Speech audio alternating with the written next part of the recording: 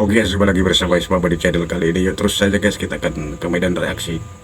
Kali ini kita akan menonton juga melihat parodi Mr. Opung Papila kali ini. Kali ini pembahasannya tentang kasus yang sangat luar biasa besarnya, yaitu dengan nilai 271 triliun. Dan kali ini kasus sudah pastinya akan dibuat satu parodi yang sangat gokil dari Opung Papila yang mempunyai sejuta karakter tentunya. Ayo apapun terus kita saksikan saja guys, dengan berbagai gelagat kocak gokilnya yang sudah pasti penuh menghiburkan yang sangat luar biasa. Yuk kita simak saja guys. Nama artis Sandra Dewi belakangan ini tengah menjadi pusat perhatian publik. Sang suami Harvey Mois baru saja ditetapkan sebagai tersangka atas kasus mega korupsi yang merugikan uang negara hingga 271 triliun.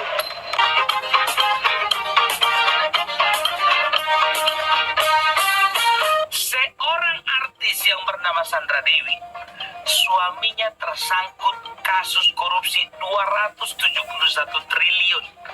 Ingat itu triliun. Banyak itu. Bisa kalian bayangkan banyaknya uangnya itu. Kalau aku udah gak mampu lagi otakku membayangkannya itu. Itulah saking banyaknya, ya kan? Bayangkan kalian dulu, 271 triliun kalau dipikir-pikir udah bisa itu dipakai untuk mencapai 10 kali plus serangan pajar. Iyalah, iya kan? Sekarang mencapres paling cuma 560 miliar. Berat itu memang bagi capres yang nggak punya uang. 500 murah ya, nggak nyampe 1 triliun ya kan. Tapi kalau bagi capres yang punya uang kayak capres kami itu gampangnya itu nggak pala pusing mikirkan dana dan nggak pala pusing mikirkan utang yang harus dibayar.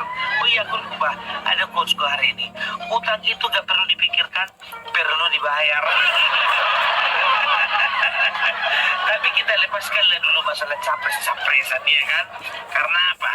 Sakit kali kepalaku ini memikirkan gak sabar gitu loh menunggu putusan MK tanggal 22. Sebetulnya udah tahunya kita putusannya itu. Udah pasti itu ditolak ya kan. Tapi ya itulah dia, kita kasih dulu mereka napas segar. Minggu kan, waktunya dari tanggal 1 sampai tanggal 18. Baru tanggal 22 lah itu penetapannya gitu. Sebetulnya udah tahu jawabannya itu, tapi ya udahlah ya kan. Jadi kalau dipikir-pikir ya, ternyata ya apa yang dikatakan Bapak Presiden Jokowi ya, yang desakan pemerintah atas undang-undang perampasan aset itu sebetulnya sudah perlu itu didilkan dengan DPR ya kan. Sudah perlu itu, karena apa? Ya jadi seperti inilah, koruptor itu jangan cuma dikasih denda, jangan cuma dikasih hukuman penjara, enggak jerah itu, enggak jerah. Karena yang namanya koruptor enggak takut hukum, enggak takut polisi, enggak takut penjara, enggak takut Tuhan. Cuma satu yang ditakutkan koruptor, takut miskin. Ya, jadi kasus 271 triliun ini sebetulnya bukan uang cash itu sepenuhnya, bukan, ya kan? Banyak orang salah kaprah, bisa beli apa tuh 271 triliun ya? Bukan, tapi 271 triliun itu adalah akumulasi dari kerugian-kerugian negara yang disebabkan oleh oknum-oknum tertentu, gitu loh. Ya, ada yang kerusakan ekologis, ada juga penyelewengan, ada juga menyelewengkan dana dalam bentuk CSR dan lain sebagainya, gitu loh. Tapi yang aku heran ya, ada pula rumor ya, rumor bahwasannya korupsi itu ada kaitannya dengan salah satu paslon. Aduh, sebetulnya otakku juga ke situ juga sih. yang itu lagi. Karena kalau untuk masalah korupsi, capres kami itu aman. Gak ada malah makan uang negara. Udah kenyang makan uang sendiri. Tapi kita lihatlah nanti perkembangannya ya. Memang betulkah atau tidak ada kaitannya dengan pasangan calon tertentu, ya kan? Oke guys, sangat luar biasa parodi ataupun kegokilan juga karakter yang dibangun oleh Opung Papila untuk memberikan sentilan juga sindiran yang pastinya untuk para koruptor yang pada kali ini sudah pasti kasusnya sangat luar biasa dan heboh di dunia maya juga di media karena sudah pasti nilai ataupun bentuk korupsi yang sangat besar, yaitu senilai 271 triliun. Tentunya sudah pasti akan menjadi bahan perbincangan di media medsos maupun di media-media yang lain tentunya. Ya guys, terus kita simak saja parodi dari Opung Papila kali ini. Jadi itu, jadi kalau bisa sih sebetulnya permintaan awak ya kan, kayak di negara Cina lah ya kan. Jadi koruptor dengan tingkat keparahan tertentu itu dihukum mati aja sekalian gitu loh.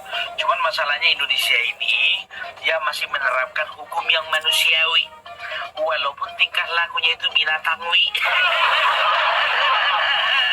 Dan isi kepalanya itu kepala setanwi. Ya mau nggak mau ya, hukumnya di Indonesia itu ya hukum-hukum manusiawi lah dipergunakan kan gitu. Tapi kita tengoklah nanti ya, mudah-mudahan ada perubahan. Stop dulu. Opung mau iklan dulu. Inilah. Tuh keberatannya gila kalau Opung mau iklan. Dari sini nyawang masuk biar tahu kalian. Ngerti aja lah kalian. Tapi enggak, memang kalau ini asli berdosa aku kalau nggak pakai produk ini, betul. Jadi kan banyak kawan-kawan yang nanya, Opung itu mukanya kok kenapa makin kinclong katanya. Ini perlu juga dirawat ini muka, bukan cuma hati dan pikiran dirawat, muka perlu dirawat. Jadi ada dua produk ini, yang putih ya dan juga yang ungu. Jadi dua-duanya ini dari Hasyanta ini ya, dari Hasyanta. Jadi yang putih ini diperuntukkan untuk muka-mukanya yang mulus, kayak jalan raya di sekitar Istana Negara gitu loh, mulus. Inilah dia pakai. Tapi kalau muka kalian kayak jalan kampung mau ke kampung kalian, pakai inilah. Muka-mukanya agak keriting dan berlubang-lubang sedikit, pakai ini. Biar makin mantap, biar makin mulus muka kalian itu. Itulah dia ya. Dan dua-duanya ini bisa dipesan di sini. Oke? Kunjungi secepatnya. Oke? Udah bisa dilanjut. Jadi itulah dia. Jadi ini berita bagus ini bagi para haters ya Sandra Dewi ya. Udah puas lah kalian membuli ya. Silahkanlah bully. Yang lucu lagi, ada seorang pakar hukum katanya menyatakan bahwasanya Sandra Dewi itu punya kecenderungan ya menikmati hasil dari korupsi. Udah jelas bos, itu istrinya. Nggak usah pala ada pakar hukum untuk menentukan Sandra Dewi itu menikmati. Ya udah jelas istrinya, dari mana uangnya rupanya. Ya, tapi itulah gak habis pikir aku ya. Entah apa isi kepala orang ini semuanya. Jadi sekarang ini Indonesia ini ya sudah terlalu banyak orang pintar. Saking pintarnya udah gak ada lagi yang jujur gitu. Jadi ketika ada capres yang jujur, kenapa gak dipilih? Sama. Jadi itulah makanya pemerintah mendesak adanya hilirisasi. Maksudnya apa? Supaya bisa meminimalisir kasus-kasus seperti ini. Ya, masih ingat kalian Tom Lembong kan? Dari timnas mana dia? Ya kan, Tom Lembong adalah salah satu orang yang menolak keras hilirisasi. Karena apa? Karena beliau kan juga punya beberapa tambang yang dikategorikan sebagai tambang ilegal. Iya, tambang timah juga sih. Kita lihat aja dulu ya, ada gak kaitannya dengan korupsi ini? Atau memang karena memang ada kaitannya makanya dia tidak menampakkan diri? Nggak tahu juga kita kan. Aku tidak mengarah kepada paslon tertentu loh. Aku hanya bicara tentang Tom Lembong. Karena aku bilang, karena aku juga udah rindu melihat dia di televisi. Jadi aku ingat sama salah satu ucapannya Bapak Mahfud MD waktu masih cerdas ya, Nah, kalau Bapak Mahfud MD itu dari dulu sekarang sampai selama-lamanya tetap cerdas. Beliau pernah mengatakan kalau misalnya korupsi ya di sektor tambang ini itu bisa dibereskan, itu Indonesia ya masyarakatnya itu setiap orang, tahu nggak kalian, setiap orang bisa menerima 30 juta per bulannya. Bayangkan kalian, 30